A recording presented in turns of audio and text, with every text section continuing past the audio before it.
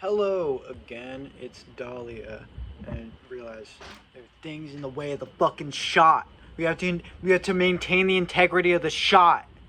Anyway, um, I wanted to do a quick video about my top 15 games in order of bottom to top, and just like quick thoughts about them, unscripted. Besides, I just have a list of them here on my laptop.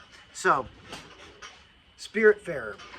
Spiritfarer is an incredible game. The art style is beautiful. The writing is beautiful. All of the characters are incredibly touching and well developed, and just beautiful game about death and kind of accepting it, um, accepting the finality of it. I really like that.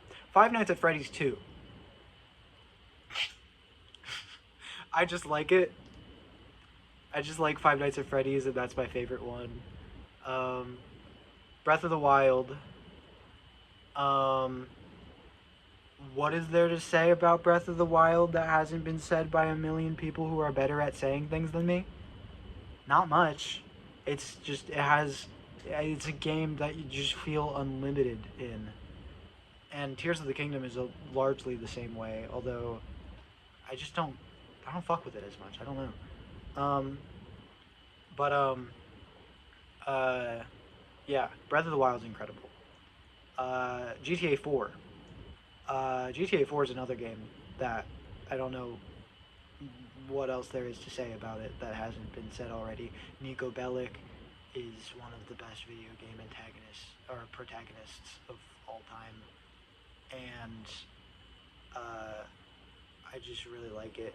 I like the story, the world, the open world in GTA 4. Liberty City feels like a real place, and driving around in it and just looking at shit is one of my favorite things to do in all video games. Red Dead Redemption 2. I'm gonna get something because I just want to show it because it's really cool. I have this little big action figure of Arthur Morgan, and he's got his journal, and it's like actually got like the pages of the journal in it. This shit's fucking awesome. And it comes with like different outfits too. This is just the one that I like to keep on. Yeah, I'm gonna set him here because I don't feel like going back there again. Yeah, Red Dead Redemption 2. Some of the most compelling storytelling that I've seen in a video game. It feels like watching like a long form TV show, that you could just also interact with, and I love it. And I love Arthur Morgan. Arthur Morgan is incredible. Super Mario Galaxy. It's just really fun. Really well designed 3D platformer. Platformers are probably my favorite genre of video game, although I think there's only like 3 of them on this list. But yeah, I just like them. I like them a lot. And Super Mario Galaxy is my favorite 3D platformer. Um, uh, yeah, I like how round it is. Everything is so round in that game. um, okay, Metroid Prime. I love the feeling of solving a puzzle. And that whole game, the whole world of that game feels like one giant puzzle that you're just figuring out new bits of the entire time. And like the backtracking of like finding new areas that you couldn't access before because of like new abilities and everything. It's just a great feeling. Is incredible. I love Metroid Prime. I love the entire series. I haven't played Metroid Prime 4 yet. I've heard mixed things, but I'm sure I'll like it. I'll get it eventually. Um, Majora's Mask. Another game where I feel like there's just not much to say that hasn't been said. Just incredible. It was one of the first games that I played. I used to have my mom's old N64, and I played a lot of N64 games on it, and I love it. I love Majora's Mask. I really like all. I don't think that there's like a single dungeon in that game that I wouldn't want to replay again right now. I love that game. Celeste. I've talked about it before. I'm transgender. And beyond just being a really good representation of trans people in video games, and the soundtrack being one of the best soundtracks I've ever heard, Lena Raine is a giant inspiration for me when it comes to composing. It's also just a really, really good, like, metaphor for mental health and for living with anxiety and depression. And I love every second of that game. It's also just one of the best, the most well designed and most tight feeling platformers that I've ever played. The art style is beautiful. Everything about that game is beautiful. Super Mario Bros. 3. Super Mario Bros. 3 is another instance like Super Mario Galaxy where I just really like platformers, and I think that's just the best one. Super Mario Bros. 3 is, the level design is flawless. I can't really think of a level that I dislike in that game. It's incredible. Disco Elysium, one of the most well-written games. It might not be for everyone. It's very dialogue heavy. It's kind of like a visual novel, but also kind of like an RPG. And I love it. Very politically intelligent as well. I don't want to get too much into politics on this channel.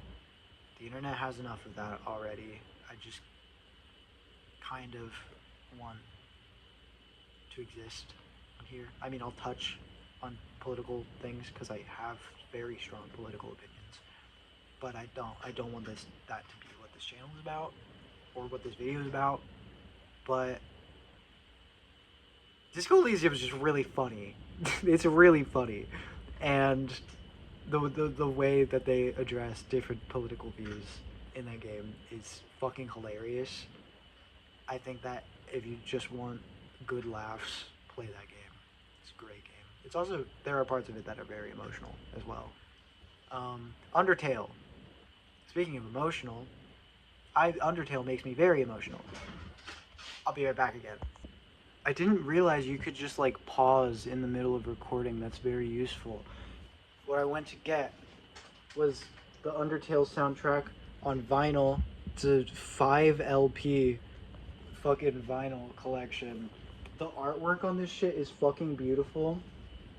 Just beautiful. I'm only gonna take one out because I don't want this to be the whole fucking video. But on every single sleeve is just incredible. It's just a masterpiece. And the soundtrack itself is also a masterpiece. I can't get this in right now, so I'm gonna pause the video and put this away. Okay, I'm back. Okay, so Undertale is just a great game. Very well written, very good characters, very funny dialogue, but also very hard-hitting emotional beats as well. RDR1. I think Red Dead Redemption 2 is a very good game. In a lot of ways, it does improve on the original, but I also just really, I think that the original is more fun. Like, the actual gameplay is more fast-paced, it's more heavily combat-focused, there's more, like, weapon variety, at least from my memory,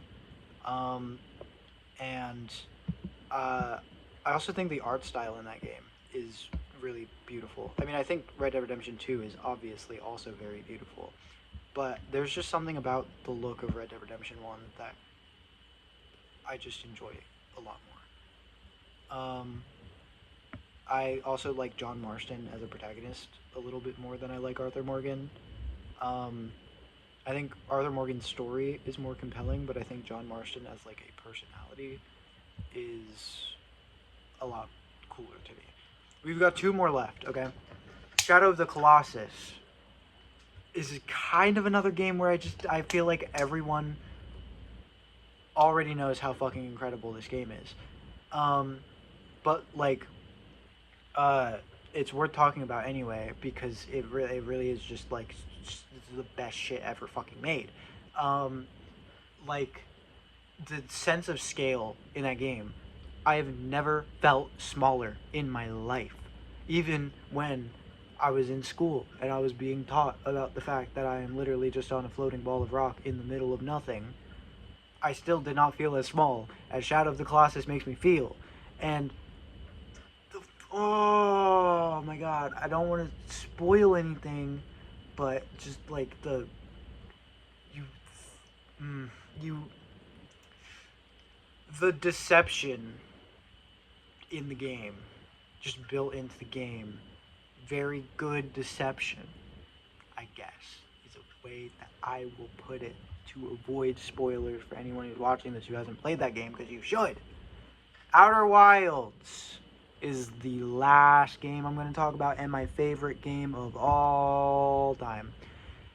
First of all, the art style is magnificently beautiful. The best looking game I've ever seen. Not the most technically impressive visuals that I've ever seen, but definitely the best looking visuals that I've ever seen. Everything in that game looks like a painting, and I love it. Um, and again, the sense of scale is really good. It's a little bit weird because you do recognize that the solar system that you are traveling throughout in that game is smaller than a solar system should be, but it still feels so massive. And the physics engine in that game, my light just went off. Hold on. Okay, we're back. Um, the physics engine in that game is astounding. It's astounding. The physics are far from realistic, but they are so interesting to engage with. And every planet has different physics, and like every planet is so unique as well. They all kind of have like their gimmick, but their gimmicks are really compelling and oftentimes multifaceted and just really, really cool. Enough about the gameplay though. The actual story, I don't want to talk too much about specifics because this is a game that is very heavily focused on what you know and what you don't know. And if you haven't played the game, you should play it and you should go in not knowing much.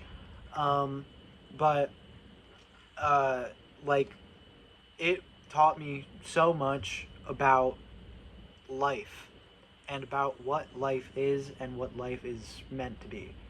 Um, and the way that you like engage with with the story is you go throughout these different planets and you find old texts from the Nomai, who were an ancient alien species who visited your solar system before your species had even evolved.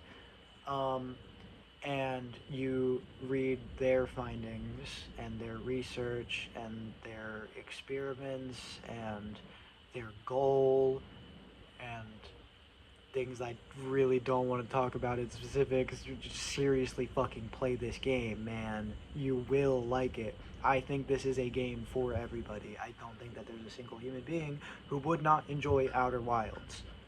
And if you play it and you don't like it, A, I don't want to be friends with you.